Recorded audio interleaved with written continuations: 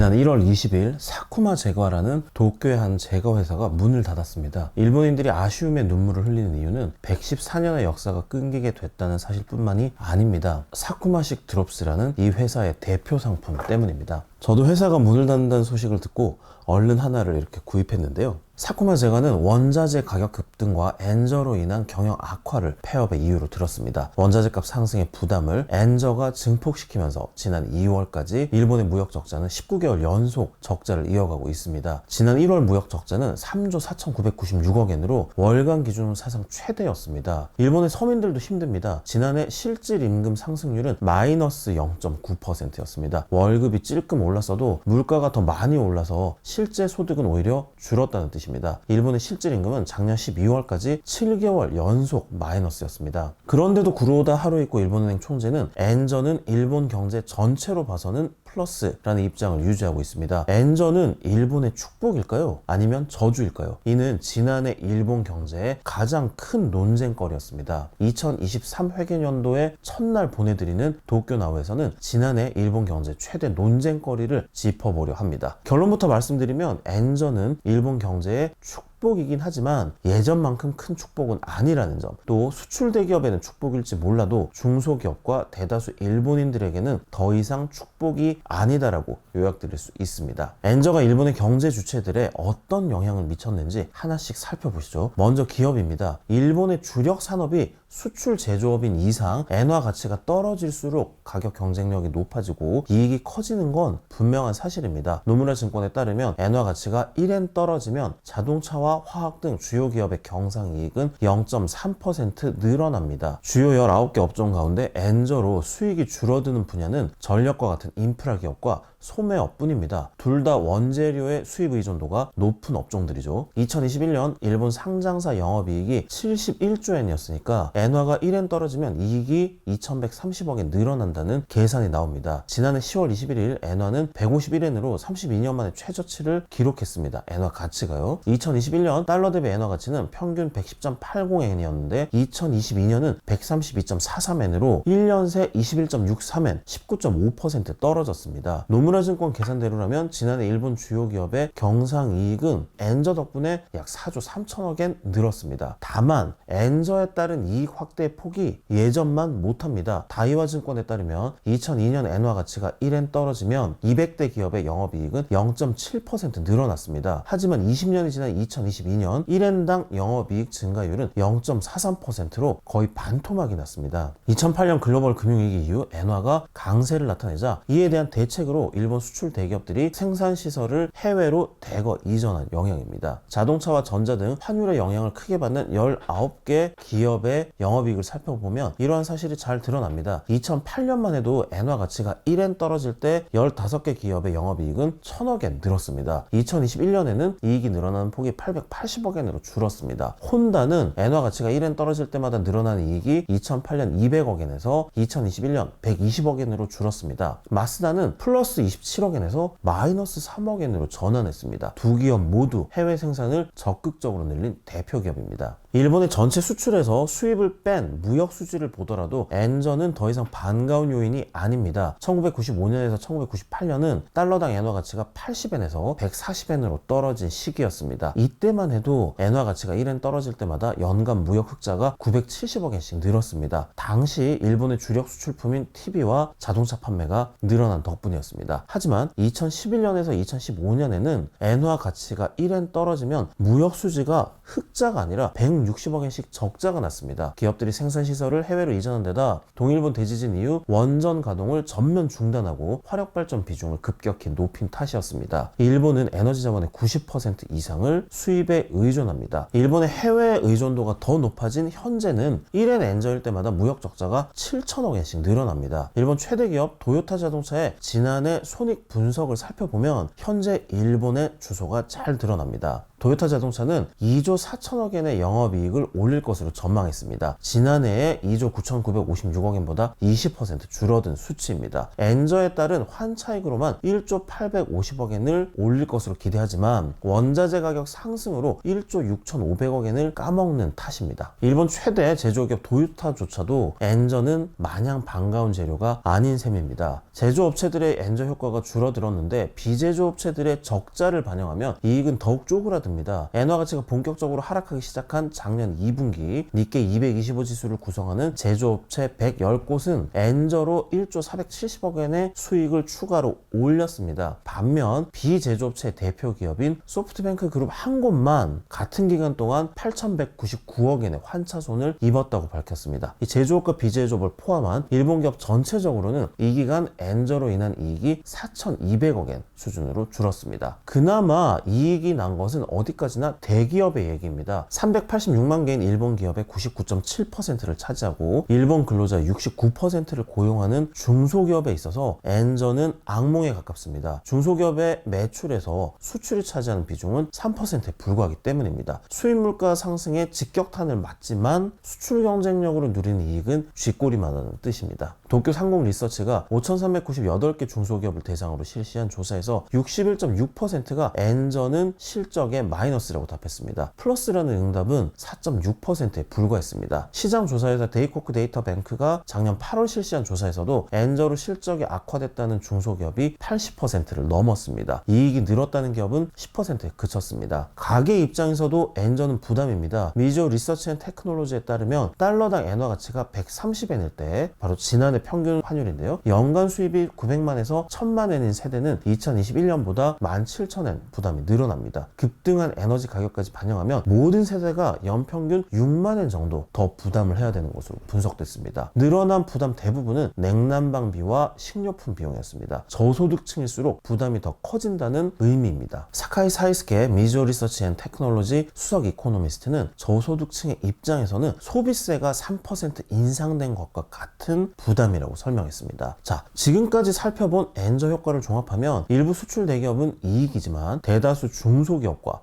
가게는 손해다라고 요약을 할 수 있습니다. 그런데도 엔저는 일본 경제 전체로는 이익이라는 구로다 일본은행 총재의 진단은 소수의 대기업이 얻는 이익의 합이 중소기업과 가게가 받는 손실보다 더 크다는 의미일 겁니다. 구로다 총재 말대로 달러당 엔화 가치가 130엔이면 일본 경제에는 1조엔 플러스가 됩니다. 경제 성장률을 0.19% 끌어올리는 효과가 있습니다. 엔화 가치가 150엔까지 떨어지면 일본 경제에 1조 5천억엔 플러스가 되면서 GDP가 0.29% 늘어납니다. 다만 이 엔저가 경제 전반적으로 유익하려면 대기업이 홀로 누린 이익을 다른 경제 주체들과 나눠야 할 겁니다. 그러지 못했다는 점이 일본 경제의 문제입니다. 1989년과 2021년을 비교했을 때 32년간 임금은 2% 올랐습니다. 반면 기업의 내부 유보금은 4.5배, 배당금은 7배 늘었습니다. 2021년 일본 기업들의 내부 유보금은 516조엔으로 10년 연속 사상 최대치를 이어갔습니다. 일본 상장사들의 배당 총액은 30조엔으로 근로자 급여 총액의 20% 수준까지 증가했습니다. 일본의 대기업들이 엔저로 누린 이익을 일반 서민들과 나누기보다는 주주를 더 우선시했다는 뜻입니다. 이러니 일본인들이 나쁜 엔저라는 이름을 붙일 수밖에요. 글로벌 인플레이션이 일본을 강타하고 일본 정부, 노조가 이익을 나누라고 압박하자 올해 일본 기업들은 급여를 3% 이상 올릴 것으로 예상됩니다. 임금 인상률이 3% 이상을 나타내는 건 1994년 이후 29년 만입니다. 그럼에도 불구하고 기업이 이익을 나누는데 적극적이다라고 평가하긴 어렵습니다. 니세이 기초연구소는 올해 임금 인상률이 3%를 기록하더라도 물가 상승률을 감안한 실질 임금 상승률은 마이너스 0.2%를 나타낼 것으로 예상했습니다. 일본의 현재 상황을 보여주는 지표로 1998년과의 비교가 사용됩니다. 아시아 통화 위기의 충격으로 일본 장기신용은행, 일본 채권신용은행 등이 일시적으로 국유화하는 등 금융 시스템이 위기를 맞은 때입니다. 소비가 얼어붙으면서 GDP가 1년 새 6조엔 감소했습니다. 당시 엔화 가치는 135엔 안팎으로 지금과 비슷했습니다. 그로부터 25년여가 지난 오늘날 빅맥 가격은 294엔에서 390엔으로 1.3배, 최저임금은 649엔에서 930엔으로 1.4배 올랐습니다. 반면 GDP는 471조엔에서 536조엔으로 엔으로 1.1배, 대졸 초임은 19만 5,500엔에서 21만 2,800엔으로 역시 1.1배 오르는 데 그쳤습니다. 한국이 1997년 IMF 외환위기 이후 완전히 다른 나라가 된 반면 일본은 여전히 IMF 시기에 머물러 있는 셈입니다. 그런데요, 이렇게 나쁜 엔저를 마냥 부정적으로 볼 필요만 없다는 주장도 나오고 있습니다. 요약하자면 이참에 일본이 애플의 아이폰 생산기지가 될 수 있는 찬스라는 겁니다. 도쿄나우 51, 52회에서 엔저로 인해서 한국의 도심 오피스 빌딩 임대료, 현지인 고용 비용 등이 일본보다 비싸진 현상을 전해드린 적이 있습니다. 엔화 가치가 떨어지면서 일본이 주변 경쟁국들보다 해외 투자를 유치하기 유리해졌다는 내용이었습니다. 특히 인건비가 저렴해진 것은 일본의 찬스라는 해석입니다. 자동차와 소부장 빼곤 다 죽었다라는 자조가 나올 정도로 일본의 제조업이 몰락한 건 가격 경쟁력에서 뒤진 탓이 컸는데요. 특히 일본이 비싼 인건비에 비해 낮은 노동 생산성으로 신음하는 사이 저렴한 인건비를 무기로 내세운 중국의 저가 공세에 속수무책으로 당할 수밖에 없었습니다. 중국에 일방적으로 유리하던 전세를 바꿔놓은 게 엔저라는 설명입니다. 일본 생산성 본부에 따르면 적어도 전자부품 업계에서 중국의 저가 경쟁력 시대는 저물어가고 있습니다. 지난 25년간 일본의 전자부품과 디바이스 산업의 시간당 생산성은 74% 올랐습니다. 아무리 생산성이 낮다지만 일본의 제조업 경쟁력이 제자리 걸음만 했던 건 아니란 거죠. 반면 저임금으로 일본을 위협하던 중국의 임금은 지난 25년간 18배 늘었습니다. 절치부심한 일본의 생산성에 엔저까지 더해지면 중국과도 해볼만 하다는 겁니다. SMBC 니코증권에 따르면 고부가가치 상품 분야에서 일본의 달러 기준 단위 생산액당 노동 비용은 2013년 이후 중국을 밑돌고 있습니다. 마키노 주니치 SMBC 니코증권 수석 이코노미스트는 고부가가치 상품은 중국보다 일본에서 생산하는 쪽이 이득이라는 의미라고 니혼게이자이 신문에 설명했습니다. 니혼게이자이 신문의 스타 칼럼니스트 나카야마 아츠시는 이참에 아이폰과 같은 애플의 생산 공장을 구마모토 현에 유치하자라는 파격적인 주장을 내놓고 있습니다. 애플 제품을 위탁 생산하는 대만 호나이 정밀과 페가트론의 공장은 모두 중국 남동부에 몰려 있습니다. 지정학적 위기로 중국을 배제하는 방향으로 글로벌 공급망 재편이 진행되는 이때 큐슈가 훌륭한 대안이 될 수 있다는 겁니다. TSMC가 구마모토 현에 대규모 반도체 생산 공장을 건설하는 것이 중국의 대만 침공으로 전 세계의 반도체 공급에 차질이 빚어지는 상황에 대비하는 조치인 것처럼 말입니다. 현재 아이폰은 95%가 중국에서 생산됩니다. 애플 입장에서는 분명히 생산 거점을 이렇게 분산할 필요를 느낄 겁니다. 구마모토는 애플의 중국 생산 기지보다 중국에서 떨어져 있으면서 미국과는 더 가깝죠. 구마모토 현에는 스마트폰 카메라의 필수 부품이면서 소니가 세계 시장 1위를 달리는 화상 센서 공장도 있습니다. 2021년 아이폰 출하 대수 가운데 30% 이상은 미국과 일본에서 팔렸습니다. 약 20% 정도인 중국 판매용은 중국에 남기고 일본과 북미 판매용 생산 공장을 구마모토 현에 유치하자는 게 나카야마 아츠시의 주장입니다. 엔저로 인해 대부분의 비용이 한국보다 싸진 지금이라면